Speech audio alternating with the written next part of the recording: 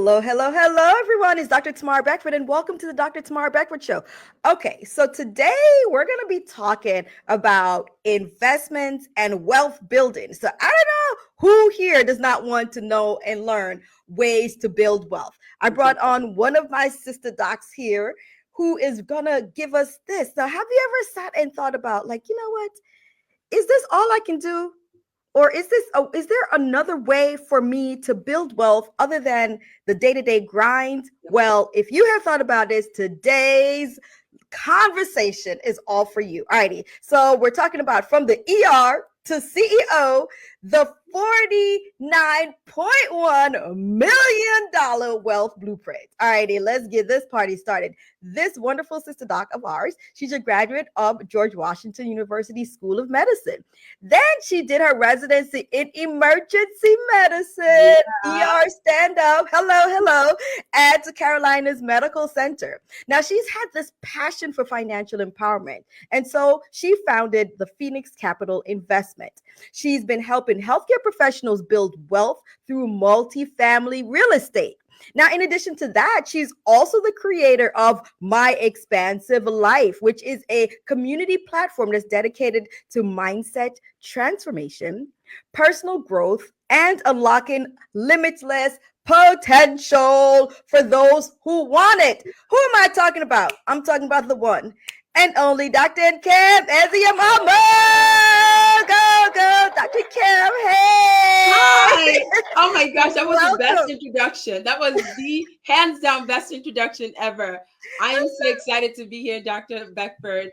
Great. Oh my, I'm excited to have you. All righty, we are going to get down to the nitty gritty. Now, I know everyone's like, well, how can I build wealth? How can I build wealth? All right, y'all, no worries, we're going to get there. But let's get to know Dr. Nkem a little bit. So, Dr. Nkem, tell us, what made you decide to do medicine in the first place? When did the bug hit you to go into medicine? That's a good question, right? And Dr. Tamara, I grew up in Nigeria. And if you know anything about our Nigerian parents, you really had to be a doctor, a lawyer, or an engineer. Like that was like the trifecta. Exactly. And then and so I was doing that, right? But then somewhere along the path, I realized that, and as a physician, whoever's listening, you know this, like medicine gives us this really cool opportunity that we can really get to change lives and impact lives. And so in the ER, especially, right, we get to meet patients at their worst days. And some of them, it might be their worst of worst. So you really get to play a role and a part in their life. So even if in the beginning, it was just like my parents saying, you're smart, go to medical school, along the journey, right? It became that like, we get to touch lives, and it is an honor and a privilege, and none of us take that for granted. And that I think that as I sit in the ER and I think about it, I think that's like one of the things that I'm so grateful for. I love it. All righty. So you got kind of the vision casted on you for the trifecta. We're like, all righty, listen, one out of these three, you found this passion because you know that you're able to change lives. Now, you brought that passion all the way, and you did all the things, took all the tests, or is it tests, to get to where you need to get to, and then you're in med school. So, but not everybody chose emergency medicine as their specialty. What about it that brought you? Like, were you gung-ho, like you went into the first days of rotation or even med school and you were like, bet I'm in med school, I'm gonna be an ER doc, that's it? Or like did something happen that pulled you into that direction? So for me, okay, so when I first started, I wanted to be a surgeon. Okay. And then that didn't go well. And just because some of the mentors I had, I just kind of struggled with that. And then I thought OBGYN at some point. And so I actually did not think ER until maybe the end of my third year. And when I got, pretty late. So when I got to the ER, I realized that I could do a little bit of everything, right?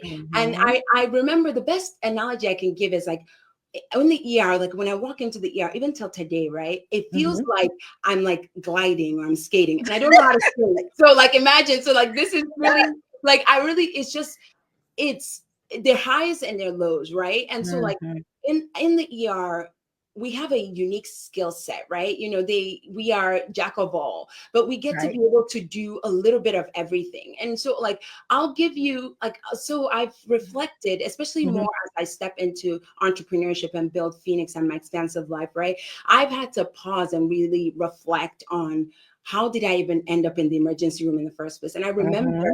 I remember this, Jay, and I want to share two kind of stories that stick out, and I've held on to them so close to my heart. But I Yeah. remember it was a Sunday morning, right? And Mhm. I was by myself because, you know, early in the morning on a Sunday, I happened to work that weekend, and we just had single coverage in the morning. And I remember a nurse comes up to me and she says, it was the charge nurse, and she says, Dr. Nkem, don't get upset, but she's like, the medics just called us, and there's a pregnant woman we know is going to deliver today, and they're like, she was supposed to be induced tomorrow, but it was Sunday, and she's like, she's probably going to come to the ER. I kid you not. Within Mhm. seconds, the doors open, and you hear this woman screaming, and I'll never forget it because we pull her into one of our recess bays, right? And I'm telling Mhm. her, and I'm like, don't push, because I'm like, Yes. my gloves on, and I was like, and she's like, listen, the baby's not listening to you. And so, and it was like, and that, you know, like within, she was a third baby, within, I don't know, like not long, 5 minutes, baby came out, Mhm. and it was great. Baby was healthy, mama's healthy. And in that same day, right, in middle of the day, I had a cardiac arrest, and an Mhm. older woman died. But it wasn't even about that. It was when I was talking to her young relative, that just a young girl, just like me. She looked like we could be friends. We could be the same age. And she looked at me and said, can you just hold me? Because I just lost the last relative that I have, like the last living relative.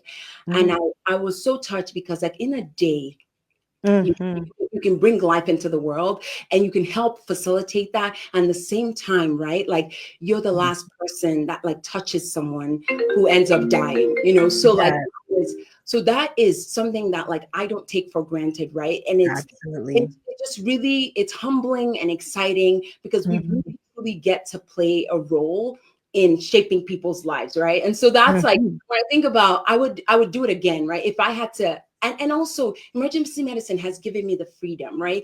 To like, Mhm. pick my shifts, figure out how I can work, decrease my hours, be able to like build Pheenyx. So I'm grateful for all the opportunities that have come from being in the ER. Absolutely. And you know, you brought that point, and it's so well stated about being able to touch lives in the many different ways, Yep. Yep. through medicine, and especially through, you know, your experience, which is also my experience of emergency medicine. It's one of the few times where you are seeing someone. But and that's the thing about the emergency medicine. When I tell people, I'm like, most people don't come to the ER because they're happy. Like, you know, there's something going on in their lives, and you are an integral part. You Yep. have to make the connection very, very quickly. And not only are you making a connection, but you have to make the connection so that they can build the trust in like Yeah. a matter of minutes, Yep. because they have to tell you the deepest, darkest secrets of what's going on in order for you to be able to evaluate all of that Yep. information, assess it, and then come up with a plan and then execute the plan. And this is in a matter of minutes. Yep. And yes, you know, you also have to build that connection with them and then their family, as you mentioned with the young lady who lost her grandmother, or that last family, you know, relative. In that moment of time, that connection that you built with her, it was so important. So even if she might not remember your name, like, you know, like Dr. Maya Angelou says, but she'll remember how you made her feel at that point in time. So it's very, very, very important. And emergency medicine is definitely a specialty that we all hold true. Yes, it's very challenging, as all of medicine now. You know, have to do a lot of things quickly, but at the same time, the power to really have such an impact on Yeah. other people's lives, we definitely do not take it for granted. So shout out to all my EM people listening. Shout out to EM. Alrighty, so all right, but that's cool. You know, that's cool, Dr. Kim. You're there doing your thing as an ER doc, but then all of a sudden, oh, real estate, where did that come from? When did that bug hit you? Were you like, oh, wait a minute, did I trip and fall? I looked up, I saw a house. I'm like, maybe I should buy a house. What happened? Tell us, what Okay. got Oh, you to real that estate? story. That's the story that I love to share, because I also, Mhm. it will empower other people, right? It's Absolutely. not too late. Mhm. You haven't gone too far down one path that you can't refigure your whole life, or you Mhm. can re-emerge as something else, and there's nothing wrong with that. There's no shame, there's no guilt, there's nothing. Like, you get this one life to live, right? Why don't you live Absolutely. it to the best of your ability? And so for me, right, Mhm. and I love medicine, I'm going to say that loud and clear. But at some point, I was fed up, right? Mhm. And we had just been bought over by another private equity firm. And it was glaring, the changes that were being made. It was, and then there was all this like administrative oversight that just kept coming. And it was starting to take the joy out of medicine. Mhm. And Mhm. I probably hit the tipping point when one of my close friends in the ER, we worked together, like in an ER, sometimes that's really filled with men. It's really great to just find another woman there, like, we're physicians, we're doing this, we show up. And I Mhm. remember one Wednesday evening, she sends me a text and is like, did you get this text? Did you get this email? And it's the screenshot. And the email is like, you have a meeting tomorrow. They didn't say anything else in the email, right? Oh, that was it? I That have a was like meeting. just like a simple email. And so me thinking FOMO, I'm like, where's my own email? So I'm like scrolling through my phone, and I'm like, I didn't get the email, but obviously you can tell the email was not a good email. Mhm. Because very soon later she finds out that, like, she would no longer be working with us. And I Mhm. remember that day because I thought that it could be me, Mhm. I could be next. And this trust that I had put in something, I couldn't trust my job anymore, and I Yeah. had to figure it out for myself, right? And so it Mhm. was around that time that, I've always been very well diversified, and we'll talk about money, but I'm in stocks, I'm, maxing out my 401k, I'm in insurance, I'm doing all these other things, but I really never got into real estate. And Mhm. one of my mentors told me that, like, I think it's Andrew Carnegie that says, like the wealthiest of the wealthiest in the US, they invest in real estate. And so Mhm.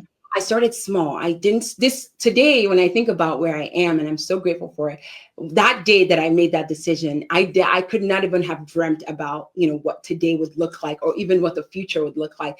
But Absolutely. I just made a decision, and I said, I'm just going to start investing in real estate. And Mhm. I decided, because I was like, well, I can barely unclog my own toilet. So I was like, I can't be a landlord, like a small landlord in like a one or two, unit. So I thought, why don't I just invest passively? Why didn't I Mhm. just put money into someone else's deal, and then we all win together?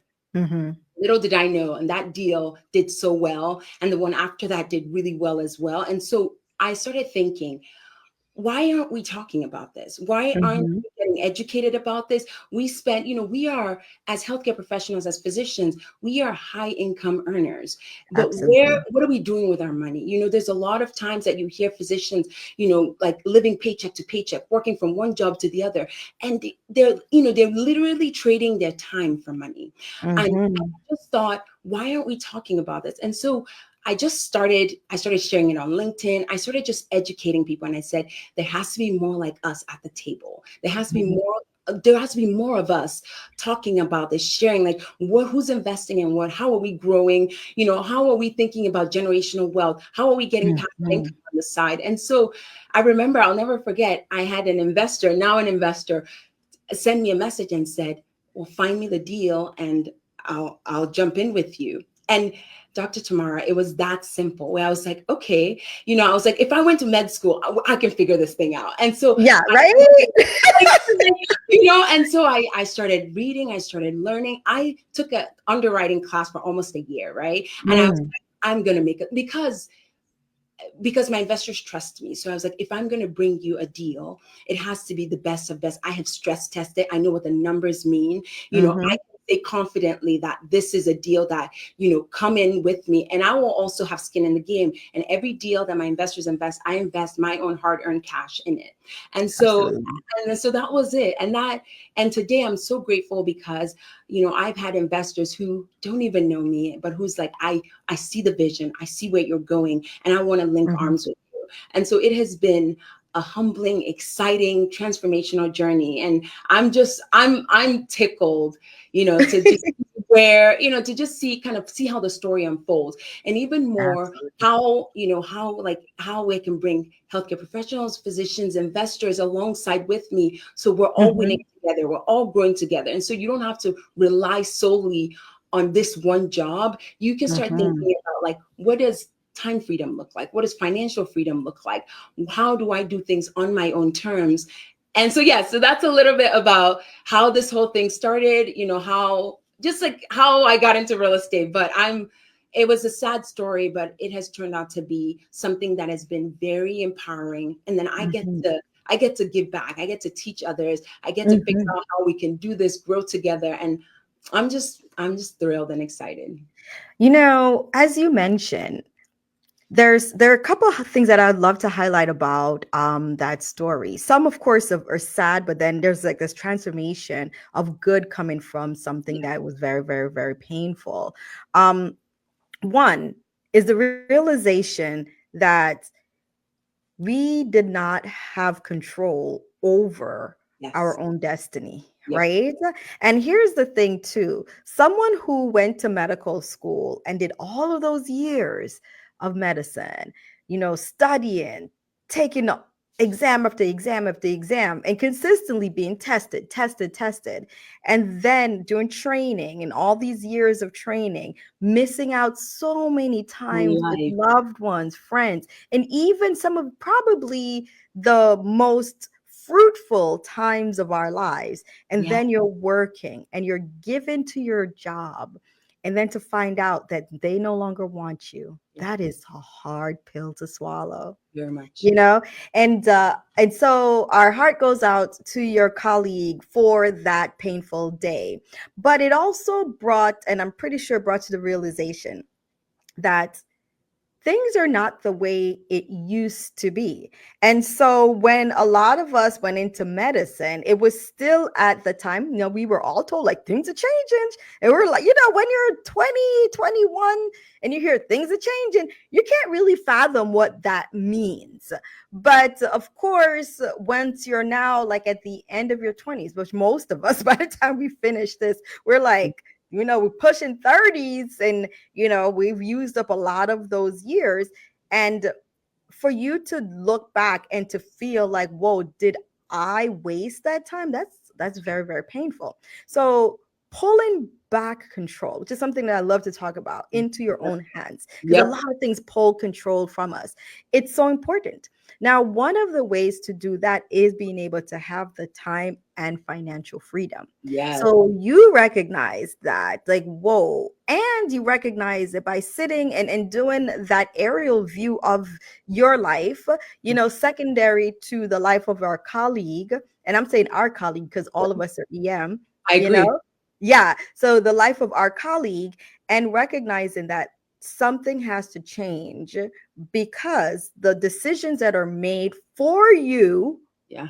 that put you and your family's livelihood, at Yes. risk, Yes. like it's not in your favor. So I mean, now can you imagine in a matter of a day or so Yeah. that person's life's changed Yep. because the income, the bills, the Yes. loans are still there. Like nobody cares. Wells Fargo doesn't be like, oh well, I lost my job.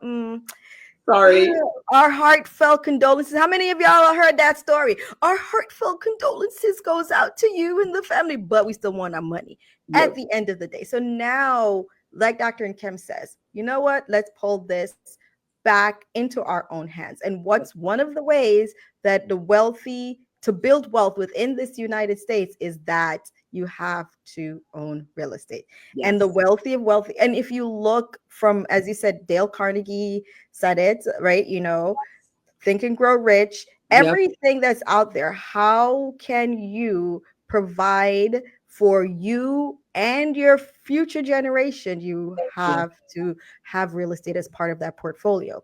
Now, here's the thing that you have not mentioned yet is one of the most recent deals that you were able to close was one for how much, Dr. Nkem? $49.1 million. $49.1 million. And this is not the last couple of deals that she was able to close accumulatively. No, this is one of the last deal. So this is one deal that you were able to close for 49.1 mil. Walk us through that one. I Ooh. can imagine that, people, and that's the thing. It's not that we're saying, boop, at the fly of the night, you're going to be. No, No. it requires intention. And the Yeah. most important thing that it requires, it's just something that you said at the beginning, is that I made a decision. Yes. Yes. That is that's step one for anything, because we can do contemplation for Yeah. now until thine kingdom come. But the decision Yes. was made. So walk us through that. I will. And I'm very, very excited. Mhm. And this was not a Dr. Nkem thing. This was not an only Pheenyx thing, right? Because when Exactly. you start thinking big and when you start knowing that you're making impact that goes just beyond you and your small circle, then you know that it has to do with partnership. And you know that, Absolutely. and that is the first thing that I want to like set the record, right? Because when you want to grow, linking arms is the quickest way to get there. Mhm. You might go fast alone, but if you want to go far, if you want to touch lives, then you really know that it's like, okay, I'm not doing this alone, right? You find Absolutely.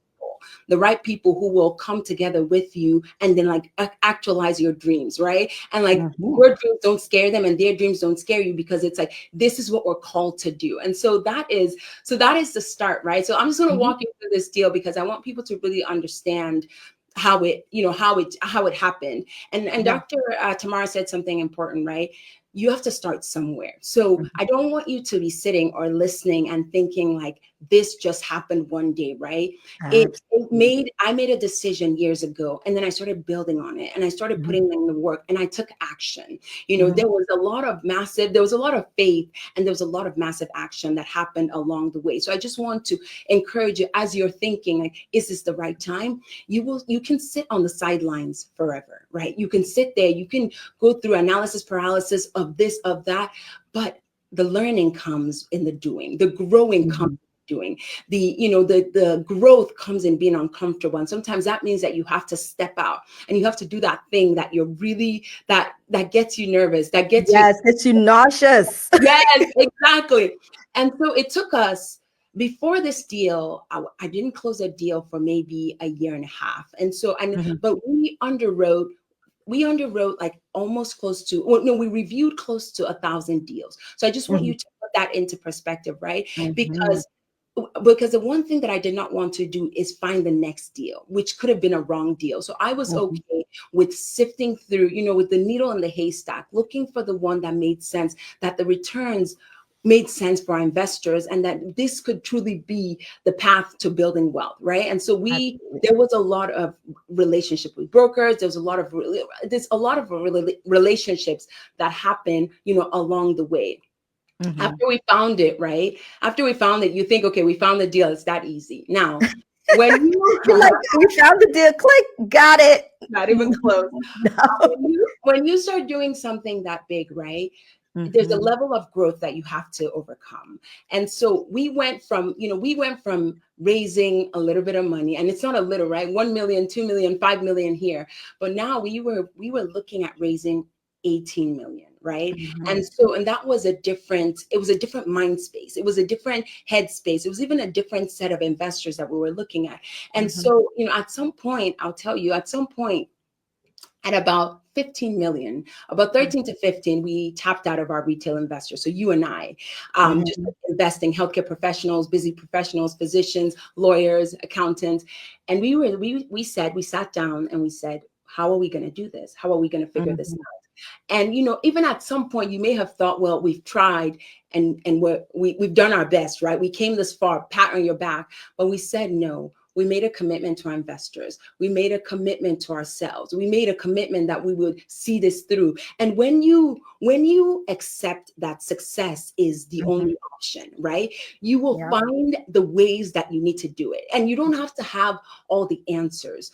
In Mhm. entrepreneurship, in growth, you cannot have all the answers for you to take the next step.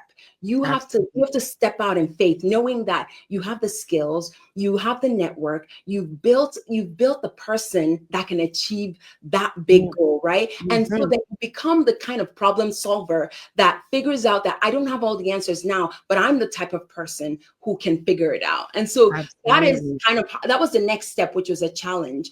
And then with every no, like every lender issue we had or every investor, we started thinking about strategies and really new Mhm. ways to kind of figure out the answer to the next problem. So this, I will say, this is probably the biggest growth that has happened to us, is Mhm. how were we able to close this deal. And anyone listening, right, this was not easy by any Mhm. means, but I would do it again because it helped me grow. It helped us as a Absolutely. team grow, and our investors saw we over communicated with our investors. So every step of the way, so the deal took longer to close than we planned, right? And Mhm. every step of the way, we said, this is what we're doing now. This is the reason. This is our next, this is the next step we're taking. This is where, and so because we were honest and transparent, right? Our investors were with us for the long term. They're like, we picked you guys. We want to see this through. We believe in it. This is the start to building passive income. This is the continuation of generational wealth for some of our investors. And so I'm thrilled. I'm grateful for our investors, for our partners, for our external team who really Mhm. brought this to light. And it just helped us know that this level of deal is really set aside for institutional investors. So think the Mhm. BlackRock, the big ones. And so to be able to win this, it's a big win for anyone who's looking and saying, well, if Pheenyx can do this, so can we. And I want that. I want Absolutely. you to feel like this is not for the giants, that we, the Davids can actually Mhm. do this and can accomplish this. So I'm excited. Like we're going to the property this weekend, and we will bring our investors with us, and we will just show them the business plan. We'll show them, all the steps we're going to take. And I'm excited to like hug and shake hands and just like with people that I haven't met, who've only known me on LinkedIn and who've only known me, just like who've heard my message, and it's like, I want to do this with you. And so to be able Oh, to I love it. see them, it's so I'm so grateful, and it just encourages me that like the best is still yet to come. Oh, this was so powerful. Here's what, because what you just mentioned and the steps that you took to get to this point, it's a blueprint, as we just meant. Like, this whole series is about a blueprint. It is literally a blueprint of how to step and to level up, not just Yes. physically, but mentally. Alrighty. Yes. So part one is, we talked about the decision. So we Yeah. made the decision that I want to do and to make a change in my circumstances. Yeah. And part two, or step two of that, is you looked at the medium, and so this medium is through real estate, right? Yeah. And then part three is you acquired enough information, Yes. and then you took the step. So now you didn't try to be the expert in the entire Mm. real estate game since it's ever been built. You acquired, you know what I mean? You Yes. acquired enough information, and then you made the decision and took the step. Number Yes. three, or not, I think we're at four now. I'm not keeping track, but hopefully You're somebody doing is. great. So part four is that when you were going after this particular deal, so you've already done other deals, Yeah. and there's something important that you said. You're like, it's been a year and a half since we've been able to close the deal. However, within that year and a half, we have reviewed over 1,000 Yeah. deals, right? You've reviewed over 1,000 different options to determine, is this investment the right one Yeah. for me? So it's not that you're taking anything that comes to say, okay, well, I keep closing deals every day of the week. Monday, Wednesday, Friday, I'm a deal closer. No, like, you are still making sure that your decision Yeah. is based on the information and that you have gathered, Yeah. and the integrity of not just you, but the integrity that you want to make sure that your investors and the confidence that they have in you. So you're Yes. not just doing any old deal, right? You're And then this deal is one of the largest. And so you had to increase your capacity. Like Yes. they're like, you know, for those of y'all in the Bible, yes, this might sound preachy, but that's it. You have to enlarge your capacity. Yes. And enlarging your capacity, one of the questions that you asked yourself, which is one of the most I actually have that question up here on my board, like straight ahead. How can I? Yeah. How can I? So yes, I've raised the blank amount, 2, 3, 5 million, but now I need to raise 18. I'm up to 13. Does that mean that that's it? No. Well, how can I? So I have to dig deeper. So now, when you're at that point in your life where you feel like you have leveled out and you're ready to tap in, that's really where the hard work begins. Yes. Because now that's that part of the brain. When they say that we use only 20%, that's the 80% that's back there that's waiting for you to come on in. Like, oh, I can't wait for you to ask me because I got something churned up. And that's when you dig deeper. And then when you dig deeper, at the end, you become a better person. Yes. So I mean, we have a book that we read on Benjamin Hardy, which says 10x is easier than 2x. That's the 10x thinking. Because the 10x is there, but we are wired, Yep. and our brain naturally is wired to work towards the 2x. You know, but when we dig deeper and ask that important question, how can I? Not what am I going to do? That's different.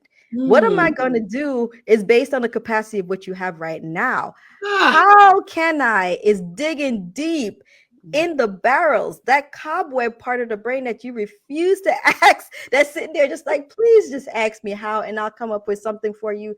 That's where you went. That's where you and your team went. And that's why you moved from the 13 and you got to the 18. That last 5 was no joke. Oh man. Alrighty. So at this point now, how do you see yourself? Can you see yourself as the Nkem from 2 years ago? Where is she? Oh, she's gone. She is completely gone. And I'm so happy that I could say that, and I could say that out loud, right? The person I am today has gone through so much growth.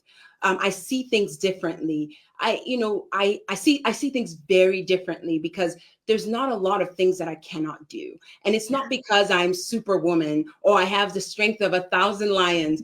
It's just because now I can think through, I have gotten to another level of growth, which includes now strategic thinking. So like you said, it's now how can I? And it's not even only how can I, it's who can I? So that's when you start thinking, I don't have to do this alone, right? Like I said, if you're thinking, and this is how we think about it, right? And we're talking about money, $1 million is great, right? But what if you got 10% of $1 billion, right? And so that's where it's like, who are all the who's that will come in and like move that to the next level? So absolutely. And when you start thinking about, we're physicians and love it, but when you start thinking about entrepreneurship and business and taking it to the next level, right? There's a level of growth that you have to continue to embark upon. There's a level of personal development that they didn't teach us in med school. Like, I'm grateful for the science and the math, but there's a part of our psyche that now this is the time that you need to tap into that. Just like what you said, you now need to figure out that, you said the 20% of the brain, but also it's the 20% of whatever it is that you're doing that is going to get you the 80% of the results, right? Yeah. And so you become that person that figures out, I can do this. And like that question you asked is very deep, right? The person that I was 2 years ago, that person is a shadow of who I am today. And that's the best way that I can describe it. And it's really, and that's also, I'll share this a little bit, right? That was the whole purpose behind my expansive life, because as I started to grow, as I started to evolve, as I started to become uncomfortable, whether it was stepping on stage, whether it was speaking to investors, whether it was telling someone that you should invest $300,000 or $500,000, right? What type of person did I need to become in order to embark upon that conversation, that journey? And that's where my expansive life came from, right? It's figuring out really that we have limitless potential. Yes. And and we think too small. We live in a box. We go to work in the morning, we come back, we do one or two things over the weekend, and then we rinse and repeat. But Yes. there's some people who want more, and there's nothing Hmm. wrong with you if you're that person, and you want to be in circles where people think the same, where you're not crazy when you're like, I want to go to the moon. You're like, okay, yeah, let's go there and come back. That is, and that, to me, that's where it gets exciting, and that's what it means to want more, Hmm. to really live an expansive, a full life, and that transcends work. That is like family, Hmm. relations, travel, building a business, it's growth, it's development, it's all these other things, right? But you have to be willing to ask that question, and then you have to Yes. find the people that will help you get there. Yeah, the who, not how. That Yes. that's that next the next step. One of the other things that you mentioned is tapping into that limitless potential that one has. There are times when you have a mind that might appear to be abnormal to those who you are around. Where and that's one of the things that Kim and I are talking about right now. And you know what? That's okay. Hey. That's okay. Because one of the things that, like they said, the word tribe, you have to find your tribe. Yes. There are people out there. And I think that this is one of the what has developed, I think, even more since the pandemic. Because during the pandemic, and Kim and I were out there dealing with stuff in the ER, and that's that. But a lot of people had to stay home. Yeah. And because they had to stay home, they had to find other ways to connect. And Yes. then connecting online and in social circles became a norm. Yes. And luckily, it's still okay and it's still a norm now. But Yes. what I think it did was allow people who had like mindedness to Yes. find each other and then to realize, like, oh, there are other people who think the way I do. So, Yes. although in my immediate circle, I seem to be an oddball, but there's a whole circle of people who love what doing this. And Yes. it's okay for me to connect with those people. And iron sharpens iron. And Yes. so we better each other. And then, yes, I now no longer feel that emptiness that I felt. Like there's this void, like, you could do more with your life. You're like, Yes. I know, but I can't see it around me. But now Yeah. you can, right? So you found those the circle of people who can help you to actualize your dreams. Mhm. And that's another important step. and Yes. and that's what I see that you built with that My Expansive Life. So when did that part come? Because I mean, you're there doing deals, shaking and if I could do, like, I don't know how to play basketball, but I could fake like I could play basketball.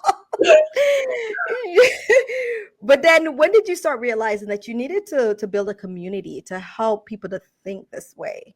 When did that come? So that, and you're absolutely correct, because in the beginning, it felt lonely, right? Mhm. Because the norm is go to work, come back. And so when you Mhm. start delving into this new path, I will say this, it's very lonely. And you're the person, like you said, in your immediate circle who's thinking differently. And sometimes people get tired of Boy, hearing are that, you talking?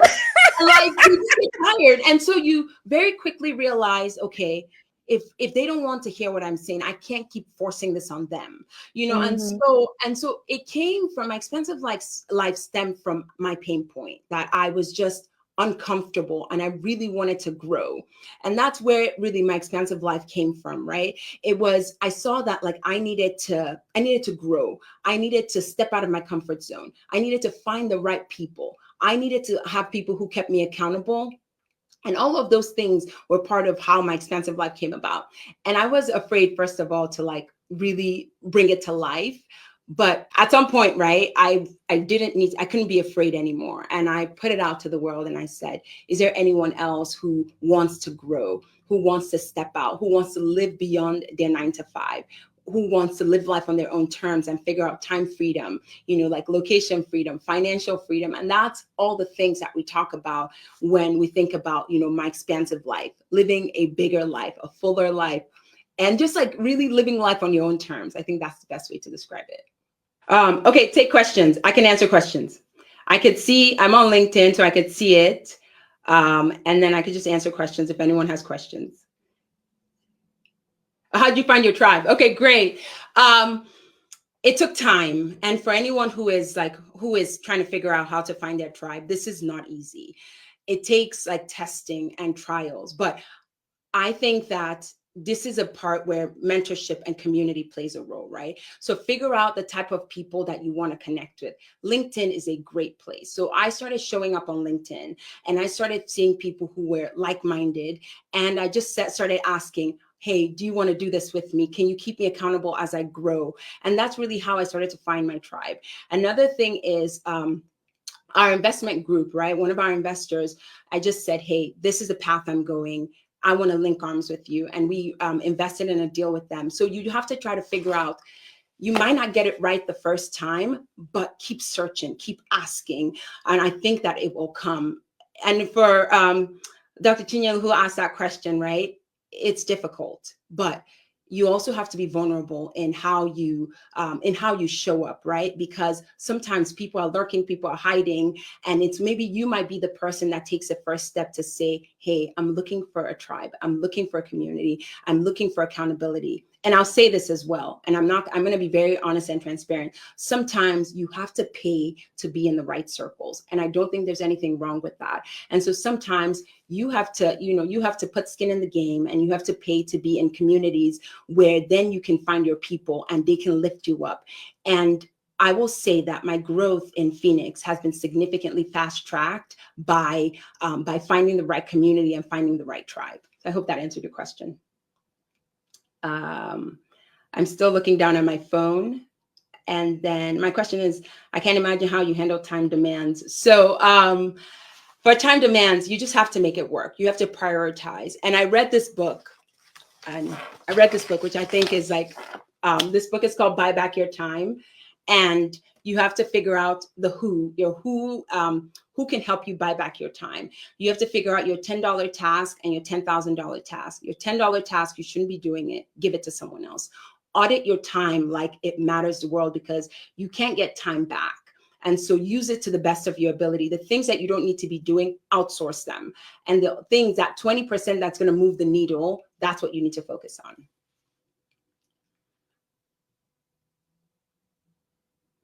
Pay to be in the right circles.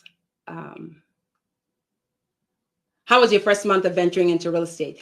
It was, it was hard. There were a lot of tears. I don't want anyone to see this and think that like this was an overnight success. There was a lot of reading, there's a lot of studying, there's a lot of showing up where there was not a lot of reward coming back. But when you believe in something and you feel like this is a path you're supposed to be on, think about the long game. So think about long term. That's what you play for. You're not playing for returns that will come back tomorrow. You're building and you're setting the foundation for something amazing, something that will take you to the next level. The other thing now that I do want us to talk about, and I'm still working on trying to get all this going on in the background, is now we've talked about the community, and I know, and I appreciate that you continued doing so while we were off, about why you were able to build this community to be able to help people to think. You said Claudia asked the question, Akoma. Alrighty, what was the question that Claudia asked? Claudia I didn't get it. All right, go ahead. Claudia said, what was that question? Can you see it? Yes, I can see it. I can see it. Alrighty, so go ahead and tell me, what was the question that she asked? Claudia said, what was your biggest fear when you first started? Did you have any? Give me a second, you guys. Alrighty, go ahead. Okay. Claudia said, can you hear me? Yes, I can hear you. Okay. Claudia said, what was your biggest fear when you started? Did you have any? And Claudia, the answer is yes. So absolutely, there were tons, but I think my biggest fear, and this is something that I hope everybody hears, is that I was so afraid about the opinion of other people. And I was so afraid about what they would say, what they would think. And I let that get to me, because I remember someone telling me to stay in my lane. Why would a physician step into this field and this space? And so it was a lot of work I had to do on really really trusting my instinct, trusting my gut, growing. Because at some point, right, it's very easy to just be like, maybe I should stay in my lane. I spent all these years in med school. Maybe I shouldn't be the one talking about this. But I have learned that you have to squash the opinion of others. It comes from a place of their fear. And so don't let that get to you, you know. And I worried about, like, will I fail? Will I succeed? You know, but when you are doing something that you feel you're called to do, work at it. You might not see success in the beginning, but if you continue to work at it, you will be successful. It's not going to be tomorrow, but it will happen. Thank you, Claudia. That was a great question. And, you know, and also thank you, Dr. Nkem, for the answer to that. Because one of the things that we have to also remember is what other people think of us is none of our business, right? Because you'll always have some, and the biggest thing is to not let it get into your psyche and get into your mind, irrespective of what you do. When you do things well, somebody's going to say something about you. When you do things not so well, people are going to say something about you. But having that conviction and really knowing your like stepping into your purpose at times, and we'll say, like, you know, stepping into your purpose and your why. Why is it that you started on this path in the first place? And there was a reason why you got on that path. And once you can, as that was Simon Sinek, you know, start with your why. Like once you can articulate that why, once you can look at it, you have it written down somewhere during the hard times, that's what you revert to. You know, that's what you revert to. So go ahead. Thank you so much, Claudia. That was a great question. And we hope that the answer enables you to make that next step. It doesn't have to be a big leap. And remember also, people, 1% every day is still a big move. Like, you know, we think that we're going to leaps and bounds and like, oh my gosh, we're going to make this huge jump. But sometimes that huge jump in retrospect was a 1% a day move. And, you know, so go ahead. I saw you like this, Dr. Nkem, so it looked like you felt it. Talk about it. No, it's true. It's what, you know, we really think that you really think that you have to go from 0 to 100. You really just have to go from 0 to 1, and then 1x that, and then continue to do that, and you'll see growth.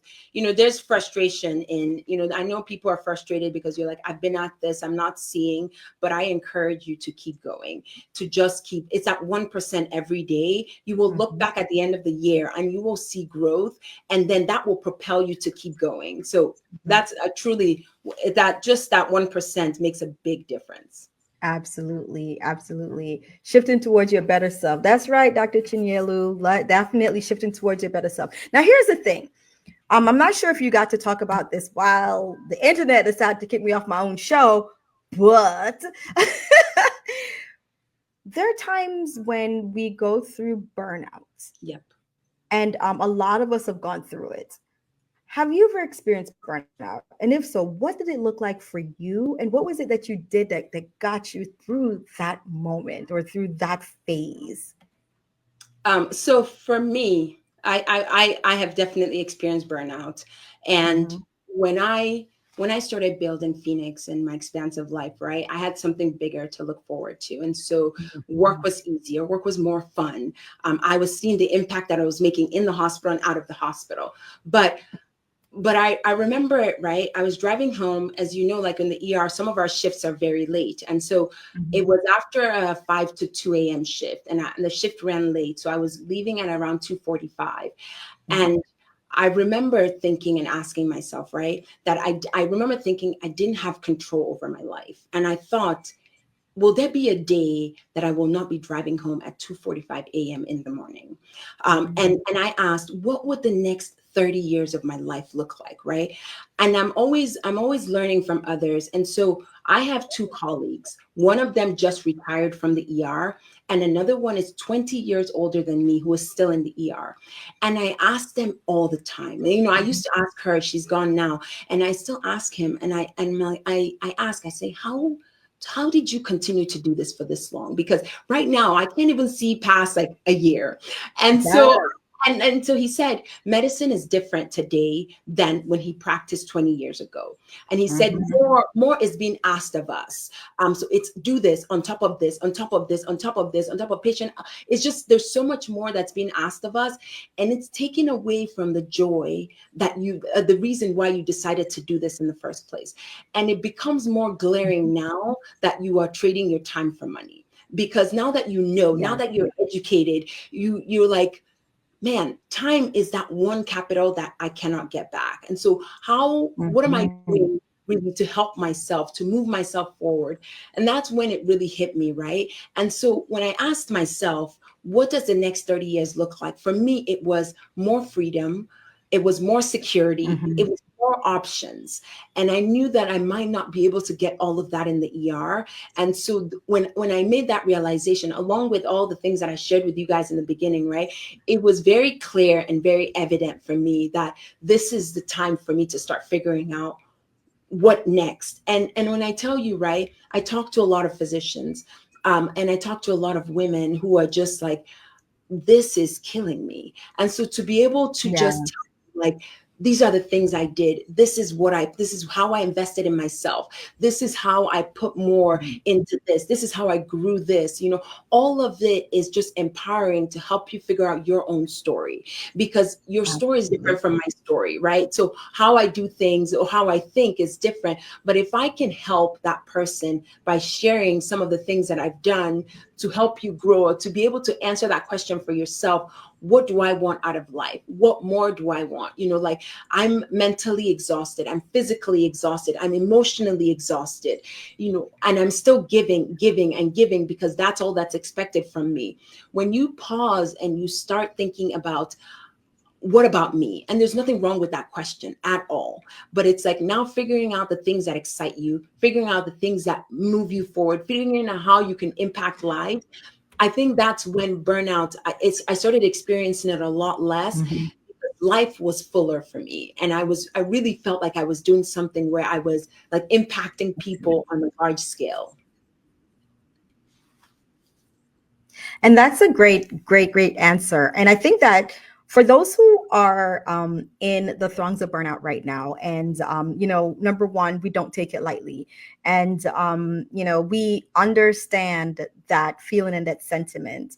We also understand it from the standpoint of being a female professional who's the decisions that you make on a constant basis is so it's so scrutinized, Yeah.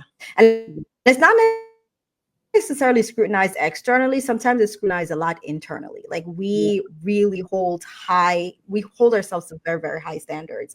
um Once you find, and I find that when you have something to look forward to that you enjoy, Yes. at times the burnout ends up being less.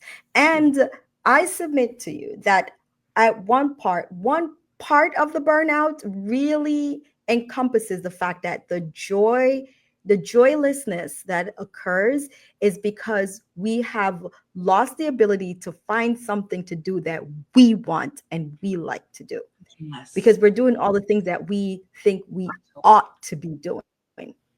But the things that you truly want to do, and sometimes it doesn't necessarily mean it's something that you have done in the past. It could be venturing on something new, which is what happened to both you and both me, where you found this passion that you did not know existed, Yes. and then you are able to develop the passion to go deep, and then the passion has bigger meaning because it Yeah. has an impact that's way beyond your immediate circle. The impact is lifelong, and it's legacy impact, right? Yes. So it's very powerful to be able to step into that and to find that journey and to be able to live it out loud, And that's the other thing too. Like just like Claudia asked about the fear. The fear is there, but we dare our fears and we do it anyway. It's one of those things like, you know what? Yeah, they're gonna talk anyway. So I might as well enjoy what I'm doing and make this impact that I am on this life, while I'm here. So thank you so much for letting us know. So now we're about to get close to the end of this wonderful conversation. So I need to ask my fun question of the day. Woo-wee. All righty. So here we go. Now I got to think. All right. So if you weren't a doctor, if you weren't a real estate investor, underwriter, see, that's the thing about it. Anything that you said, I'm going to take it off the plate. You weren't, if you weren't an engineer, you couldn't do engineering, you couldn't do accounting, you couldn't do lawyer, you couldn't do law, any of that, any of the trifectas, what would you be? I'd be a chef. Ooh. And not that I'm an expert right now. That's the thing. That's the beauty. You don't need to know how to do anything that you said you want to be. It's just that's the beauty of this question. You can, I think you could do so much with food, and I think you can be creative. I think you can showcase beauty and creativity and expertise and flavor.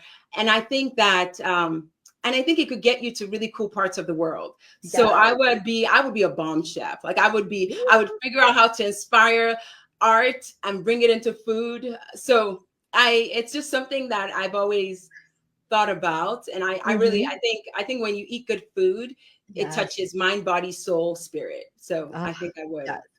I love it. I love it. All right. So the reason I have that as a question for those who watch me on a regular, I have this utopia in my mind where all my doctor friends are in my utopia and they all are doing the things that they love to do. So for those who ask me, yes, every week, I am a backup dancer for Beyonce. She doesn't know yet though. So, I won't say that the moves that I have.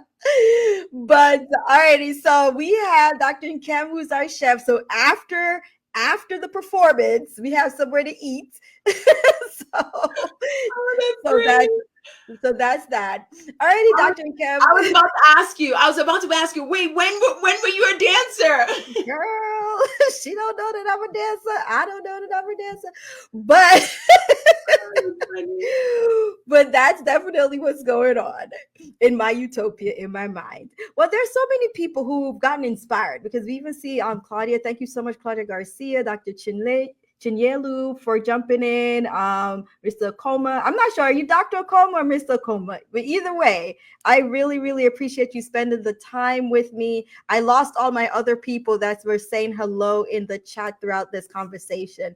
But there's so many people who are being inspired by this very conversation with you, Dr. Nkem, who are like, wow, you've dared to expand upon your dream and you went for it.